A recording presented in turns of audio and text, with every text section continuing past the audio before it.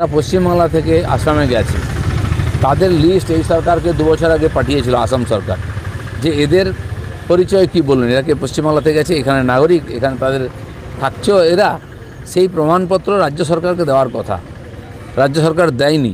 ফলে ওই লোকগুলি সমস্যায় পড়ছে। আর সমস্যায় পড়ার কারণ সুপ্রিম কোর্ট যে কথা বলেছে, পরিচয়পত্র প্রমাণিক পত্র চাই, সেই কাজ ওখানকার সরকার করছে।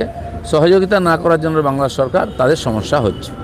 আজ বোলপুরের দলনেত্রীর মিছিলে দেখা যাবে অনুব্রতকে। কেষ্ট রাজনৈতিক ভবিষ্যৎ কি? রবিবার মমতার সঙ্গে দেখা করলেন অনুব্রত, 10 মিনিট কথা বেরিয়ে মুখে কুলুপ। না, ঠিকই আছে তো, এত তার যে পার্টি এত সেবা করেছে, এত টাকা পয়সা তুলে দিয়েছে, বীরভূমে সমস্ত পঞ্চায়েত থেকে পার্লামেন্টের সিট জোর করে জিতিয়ে দিয়েছে, তার কথা মমতা ব্যানার্জি ভুলেন না। ওনার একটা বৈশিষ্ট্য যেন পুরনো লোকেদের সঙ্গে রাখেন, সে যেমনই হোক। সংসদেও বাঙালি আবেগে স্নান, 21শে জুলাইয়ের ঘোষণা মতো আর সংসদে বাংলায় বলবেন অভিষেক।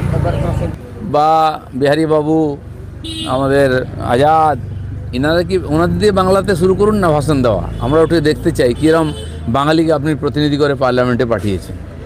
আজ লোকসভায় শুরু হচ্ছে অপারেশন সিঁদুর নিয়ে বিশেষ আলোচনা। সূচনা করবেন রাজনাথ সিং, 16 ঘন্টা হবে আলোচনা। হবে না জবাবি ভাষণ, আলোচনায় অংশ নিতে পারেন মোদি স্যার। বাংলায় না, এই যে অপারেশন সিঁদুর নিয়ে অনেক প্রশ্ন করেছেন আমাদের বিরোধীরা, এর আগেও হয়েছে, কার্গিল নিয়েও। ভারতের সেনা কি করেছে তাকে প্রশ্ন করেন, চায়না বা পাকিস্তানকে কখনো প্রশ্ন করার হিম্মত করেন না ওনারা। তো বারবার দাবি করার জন্য সংসদে আলোচনা হবে, ঠিক হয়েছে 16 ঘন্টা। সেখানে ঘটনা সত্য মিথ্যা আসবে, এবং তারা যে রাস্তায় মিথ্যা কথাগুলি বলছিলেন, এ সমস্ত প্রশ্ন সংসদে রাখা উচিত। নিশ্চয়ই সরকারের তরফ থেকে তার জবাব আসবে। দাদা, শেখ শাহজাহান জেলে থাকলেও এখনও তার অনুগামী